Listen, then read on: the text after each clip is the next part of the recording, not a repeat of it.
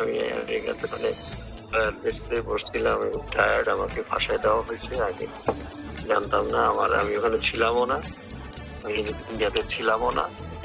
So আমি আমার লয়ারদের সাথে কথা বলবো এবং আমার লয়াররা বলছে কারোর সাথে কথা না বলবো। মানুষ বাংলাদেশে অনেক কথাই বলে, যদি তাদের কাছে কোনো প্রমাণ থাকে তারা দেখাতে বলে। আমি ঘটনাস্থলে ছিলামও না। আমার বাসাতে আমার আমার বন্ধু আমার কাছে চাবি চাইছিল, সে আমার সাথে গেছিল, কয়েকবার ট্রিটমেন্টের জন্য গেছে। তারপরে আমি এক পর্যায়ে যখন বুঝছি যে বাংলাদেশ পুলিশ আমাকে কথা কথা বলতেছে এবং আমার বন্ধু রেসপন্ড করছে না, তখন আমি চলে আসছি এদেশে। এসে আমি লয়ারদের সাথে কথা বলছি, আমাকে এখন বলেছে মাস্টার মাইন্ড। তো তারা আমাকে বলেছে যে তার সাথে কথা না বলতে, এবং বাংলাদেশ সরকার বা পুলিশের কাছে কোনো ডকুমেন্টস থাকলে তারা এখানে দেখ, এখানে প্রমাণ হলে সেটা হবে।